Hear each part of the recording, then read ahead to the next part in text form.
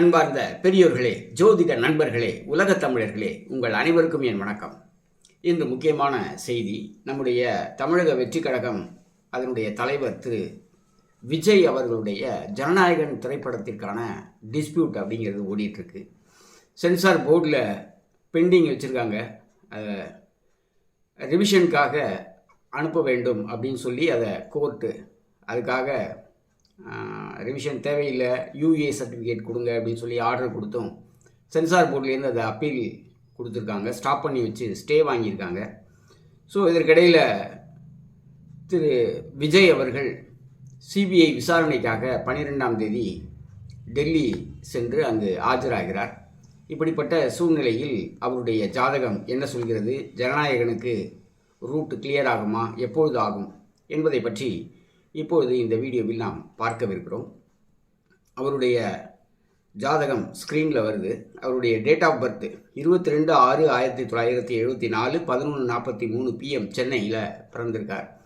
அவருக்கு நடந்து கொண்டிருக்கக்கூடிய தசாபுக்தி அப்படின்னு பார்க்கும்போது சுக்கிர தசையில் குரு புக்தியில் சனியினுடைய அந்தரம் 2025 ஜனவரி 17ஆம் தேதி வரை நடைபெற்று கொண்டிருக்கிறது.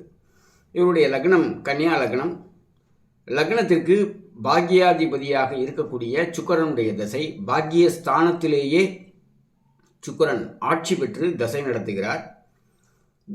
சுக்கிரனுடைய தசையில் குரு புக்தி என்பது 6ஆம் பாவகத்திலிருந்து புக்தி நடத்துகிறார். இந்த 6ஆம் பாவகம் அப்படிங்கிறது எல்லாருக்குமே தெரியும். டிஸ்பியூட்டு, ட்ரபிள், ஹர்டில்ஸ், அப்டக்கிள்ஸ் எல்லாத்தையும் குறிப்பிடக்கூடிய இடம் குரு இருக்கக்கூடிய 6ஆம் இடம். 6ஆம் இடத்திலிருந்து குருவினுடைய பார்வை என்பது இவருடைய லக்னத்திற்கு 10ஆம் இடத்தில் விழுகிறது. 10ஆம் இடம் என்பது இவருடைய ப்ரொஃபஷன், கேரியர், ஸ்டேட்டஸ் இதையெல்லாம் குறிப்பிடக்கூடிய இடம். இந்த கிரகத்தினுடைய பார்வை என்பது 10ஆம் இடத்திற்கு கிடைக்கிறது. 10ஆம் இடத்தில் 5ஆம் பாவாதிபதி சனி, சூரியன், புதன் சேர்க்கை அப்படிங்கிறது இருக்குது. ஸோ இதில் புதன் பார்த்தீங்கன்னா வக்ரகதியில் இருக்கார். சரியா? இந்த வக்ரகதியில் இருக்கக்கூடிய புதன் 10ஆம் இடத்தில் இருக்கிறார். இவர் ஜாதகத்தில் இவருக்கு சுக்கிர தசை, குரு புக்தி, சனி அந்தரம் போய்கொண்டிருக்கிறது. இந்த சனி அந்தரம் முடிந்த பிறகு புதனுடைய அந்தரம் 18ஆம் தேதி ஆரம்பிக்கிறது. புதன் வக்ர கிரகம், திடீரென்று ஏற்படக்கூடிய மாற்றங்களை இது குறிப்பிடுகிறது. சனியினுடைய அந்தரம் என்பது சனி 10ஆம் இடத்தில் இருக்கிறார். 5, 6 குடைய அதிபதி. அவர் 5ஆம் இடத்திற்கு 6ஆம் இடத்திலும் 6ஆம் இடத்திற்கு திரிகோண ஸ்தானத்திலும் இருக்கிறார். அதனால் இந்த டிஸ்பியூட். ஸோ இந்த அந்தர காலம் என்பது 17ஆம் தேதி ஜனவரி 17 வரை இருக்கிறது. இவருடைய D10 சார்ட் பாருங்கள், இன்னும் கிளியராக உங்களுக்கு இண்டிகேட் பண்ணும். D10 சார்ட் லக்னமே ரிஷப லக்னம். அதனால தான் திரைத்துறை சம்பந்தமான இதில் டாப் ஸ்டாராக இருக்கிறார்.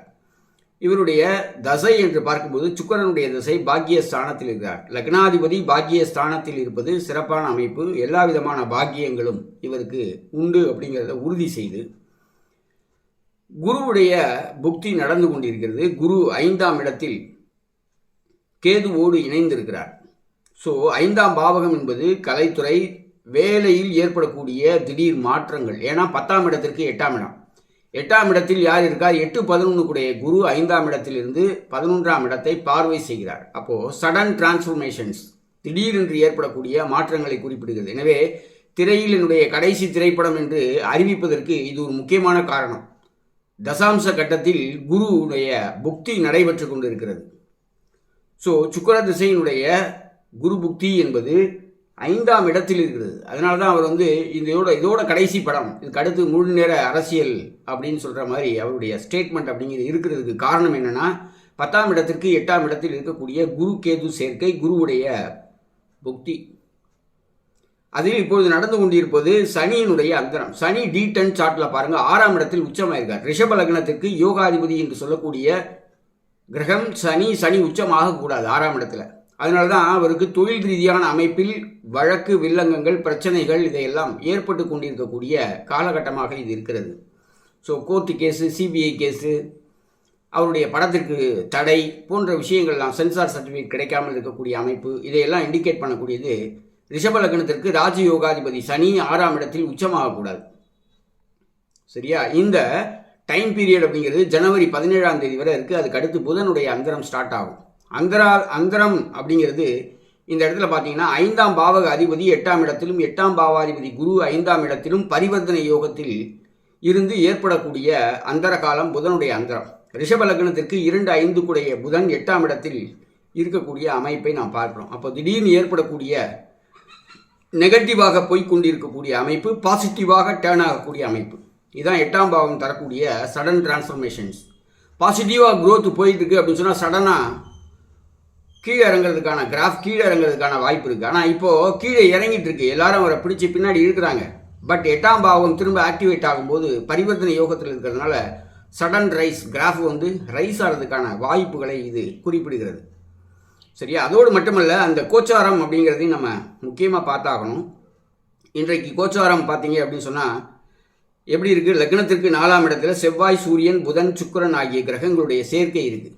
4ஆம் இடத்தில் 4 கிரகங்கள், லக்னத்திற்கு 10ஆம் இடமான மிதுனத்தில் குரு, 4ஆம் பாவக அதிபதி 10ஆம் இடத்தில், 10ஆம் பாவக அதிபதி புதன் 4ஆம் இடத்தில், 4-10 பரிவர்த்தனை யோகம். அதனால தான் இழுபறி நிலை அப்படிங்கிறத குறிப்பிடுது இந்த இடத்துல. சனி பாருங்கள், ஏற்கனவே லக்னத்துக்கு 7ஆம் இடத்துலேருந்து இன்னைக்கு கோச்சாரத்தில் இருக்கார். ஸோ இதெல்லாம் அவருடைய இழுபறி நிலையை குறிப்பிடுது. 4ஆம் பாவம் ஒர்க் ஃப்ரம் ஹோம் அப்படின்னு சொல்லக்கூடிய இடம். ஏன்னா 10ஆம் பாவம் தான் அவருடைய தொழில் சம்பந்தப்பட்ட விஷயம். இப்போது இந்த 17ஆம் தேதி 18ஆம் தேதி அன்னைக்கு காலையில் கிரக நிலைகள்லாம் எப்படி மாறுதுன்னு பாருங்கள். 4ஆம் இடத்தில் இருந்த கிரகங்கள் மாறி லக்னத்திற்கு 5ஆம் இடத்துல 5 கிரக சேர்க்கை அப்படிங்கிறது ஏற்படுது. இந்த இடத்துல புதன், செவ்வாய், சுக்கிரன், சந்திரன், சூரியன் ஆகிய கிரகங்களுடைய சேர்க்கை லக்னத்திற்கு 5ஆம் இடத்தில் வருது. 4ஆம் பாவகம் இந்த இடத்துல வேலை செய்யாமல் 5ஆம் பாவகம் வேலை செய்யுது. அப்போ இந்த 5ஆம் பாவகம் அப்படிங்கிறது தொழில் சம்பந்தப்பட்ட விஷயம், கேஸ்லேருந்து ரிலீஸ் ஆகக்கூடிய அமைப்பு, அவருக்கு இருக்கக்கூடிய பிரச்சனைகள், கோர்ட்டு அந்த சென்சார் சர்டிஃபிகேட் கிடைக்கக்கூடிய அமைப்பு. 5ஆம் பாவம் தான் என்டர்டைன்மெண்ட் ஏரியா.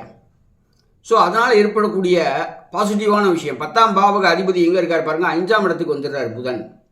அவர் யாரோட சேர்ந்திருக்கார்? தசாலாடு மற்றும் பாக்யாதிபதியோடு சேர்ந்திருக்கார்.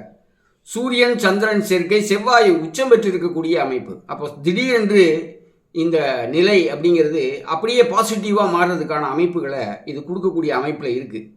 ஸோ 18ஆம் தேதி அப்படிங்கிறது ரொம்ப முக்கியமான நாள் நடிகர் விஜய் அவர்களுக்கு.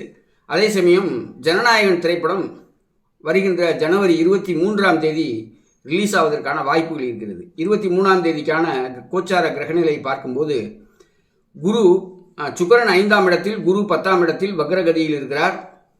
அதே சமயம் சனி அந்தரம் முடிந்து புதனுடைய அந்தரம், இந்த புதனும் 5ஆம் இடத்தில் இருக்கிறார். எனவே 23ஆம் தேதி வெள்ளிக்கிழமை அன்று, அதாவது வருகின்ற குடியரசு தினத்தை முன்னிட்டு அந்த திரைப்படம் திரைக்கு வரும் அப்படிங்கிற ஒரு பாசிட்டிவான ஒரு விஷயத்தை அவருடைய ஜாதகமும் அவருடைய தசாபுக்தியும் அவருடைய தசாம்ச கட்டமும் கோச்சார கிரகநிலைகளும் நமக்கு தெளிவாக உணர்த்துகிறது. என்னுடைய சேனலை சப்ஸ்கிரைப் செய்யுமாறு கேட்டுக்கொண்டு மீண்டும் ஒரு வீடியோவில் உங்களை சந்திக்கும் வரை உங்களிடமிருந்து நன்றி கூறி விடைபெறுகின்றேன். நன்றி, வணக்கம்.